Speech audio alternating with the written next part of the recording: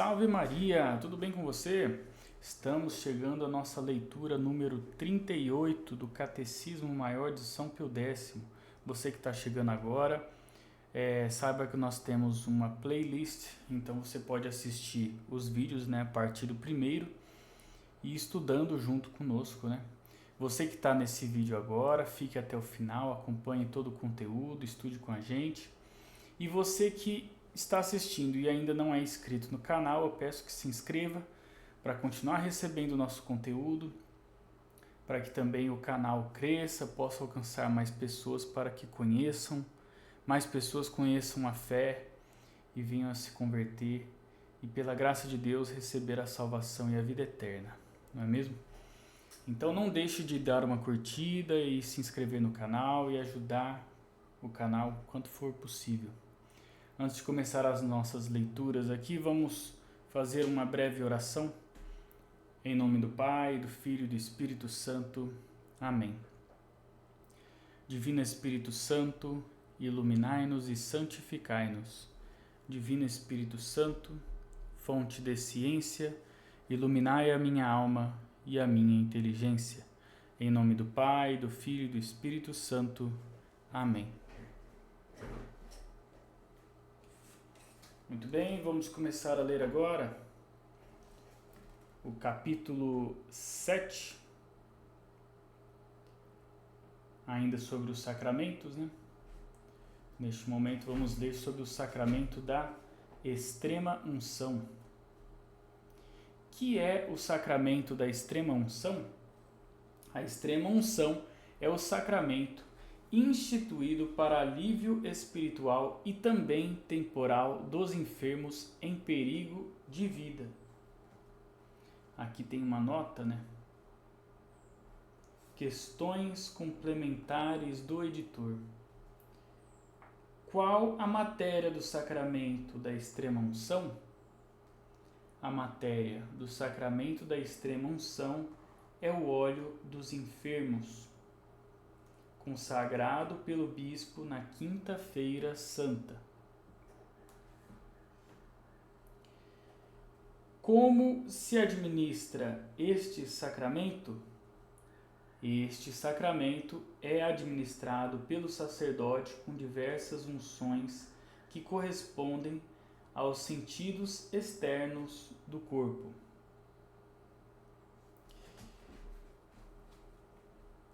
Que efeitos produz o sacramento da extrema unção? Me desculpe, tem mais uma nota na mesma questão. Olha lá. Qual a forma do sacramento da extrema unção? A forma do sacramento da extrema unção é: por esta santa unção e por sua piíssima misericórdia, perdoa-te o Senhor todos os pecados que cometeste pela vista, ouvidos, olfato, falar, tato e passos. Amém. Então ele considera todos os 5 sentidos, na oração.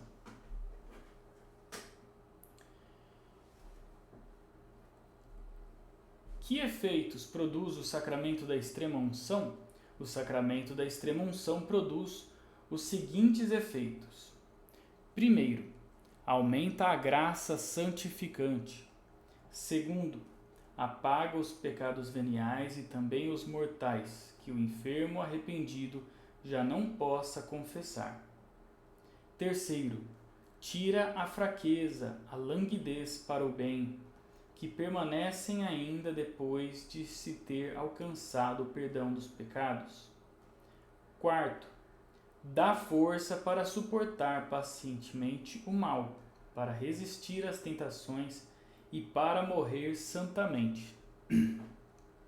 Quinto, ajuda a recuperar a saúde do corpo, se isso for útil à salvação da alma. Em que tempo se deve receber a extrema unção? A extrema unção deve receber-se quando a doença é grave e, se possível, depois de o enfermo ter recebido os sacramentos da penitência e da Eucaristia. E deve procurar-se que o enfermo a receba quando está ainda com plena consciência e com alguma esperança de vida. Porque é bom que o enfermo receba a extrema-unção quando está ainda em plena consciência e com alguma esperança de vida? É bom receber a extrema-unção quando o enfermo está ainda com plena consciência e com alguma esperança de vida, porque, recebendo-a com melhores disposições, poderá obter maior proveito. E além disso, como este sacramento dá a saúde do corpo, se convém à alma, auxiliando assim as forças da natureza, não se deve estar à espera de que se desespere da cura. Com que disposições se deve receber a extrema-unção? As principais disposições para receber a extrema-unção são: estar em estado de graça, confiar na eficácia do sacramento e na misericórdia divina e resignar-se à vontade de Deus. Que sentimento deve experimentar o enfermo à vista do sacerdote? À vista do sacerdote, o enfermo deve experimentar sentimentos de gratidão para com Deus por lhe ter enviado. Deve recebê-lo de boa vontade e, se puder, pedir para si mesmo os confortos da religião.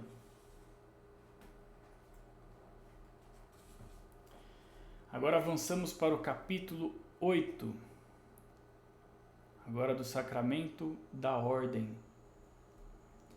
Que é o sacramento da ordem? A ordem é o sacramento que dá o poder de exercitar os ministérios sagrados que se referem ao culto de Deus e à salvação das almas, e que imprime na alma de quem o recebe o caráter de ministro de Deus. Por que se chama ordem? Chama-se ordem porque consiste em vários graus, uns subordinados aos outros, dos quais resulta a sagrada hierarquia. Quais são estes graus? Supremo entre eles é o episcopado, que contém a plenitude do sacerdócio. Em seguida, o presbiterado, ou sacerdócio simples. Depois, o diaconato e as ordens que se chamam menores.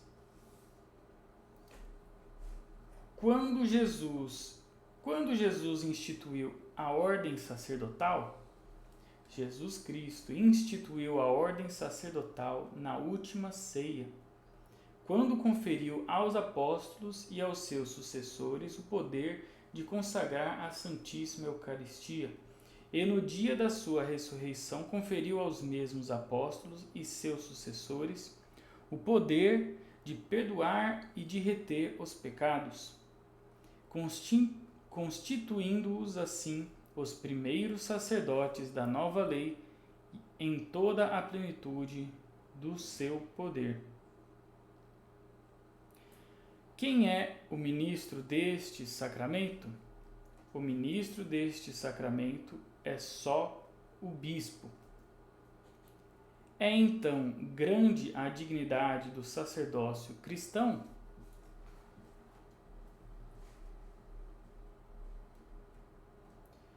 A dignidade do sacerdócio cristão é muito grande, pelo duplo poder que lhe conferiu Jesus Cristo sobre o seu corpo real e sobre o seu corpo místico, que é a Igreja, e pela divina missão confiada aos sacerdotes de conduzir todos os homens à vida eterna. É necessário o sacerdócio católico na Igreja?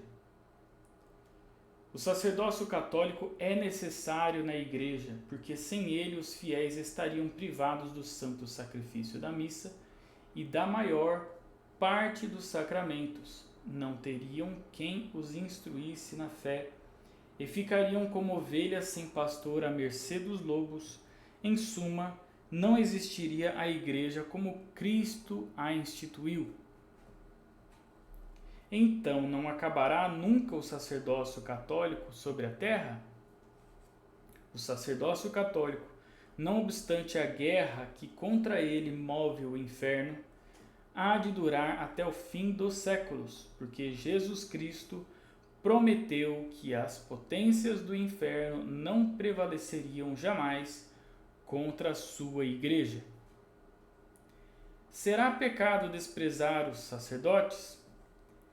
É pecado gravíssimo, porque o desprezo e as injúrias que se dirigem contra os sacerdotes recaem sobre o próprio Jesus Cristo, que disse aos seus apóstolos: quem a vós despreza, a mim me despreza.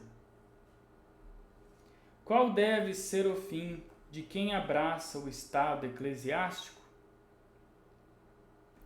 O fim de quem abraça o estado eclesiástico deve ser unicamente a glória de Deus e a salvação das almas. Que é necessário para entrar no estado eclesiástico? Para entrar no estado eclesiástico é necessário ter, antes de tudo, a vocação divina. Que deve fazer o cristão para saber se Deus o chama ao estado eclesiástico? Para saber se Deus o chama ao estado eclesiástico, o cristão deve, primeiro, pedir fervorosamente a Nosso Senhor que lhe manifeste qual é a sua vontade.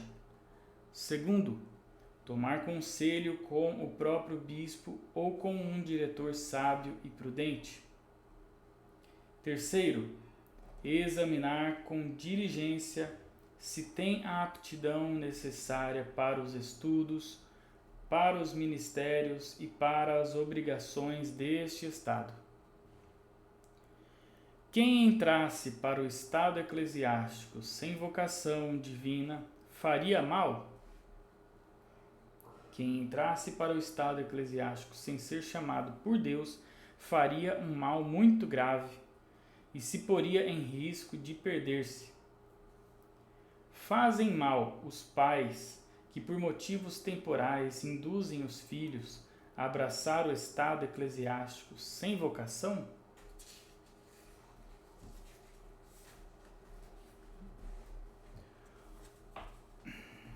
Os pais que por motivos temporais induzem os filhos a abraçar o estado eclesiástico sem vocação cometem também culpa gravíssima, porque com isso usurpam o direito que Deus reservou exclusivamente para si de escolher os seus ministros e porque põem os filhos em risco de condenação eterna. Quais são os deveres dos fiéis para com aqueles que são chamados às ordens sacras? Os fiéis devem, primeiro, deixar aos seus filhos e subordinados plena liberdade de seguir a vocação divina. Segundo, pedir a Deus que se digne conceder à sua igreja bons pastores e ministros zelosos. E até foram instituídos para este fim os jejuns das 4 têmporas. Terceiro, ter um respeito singular por todos aqueles que, por meio das ordens, são consagrados ao serviço de Deus.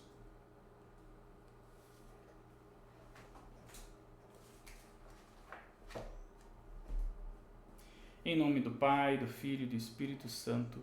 Amém. Caros irmãos, estamos finalizando este vídeo. Muito obrigado por assistir. Esteja preparado para assistir os próximos vídeos. Um forte abraço. Salve Maria.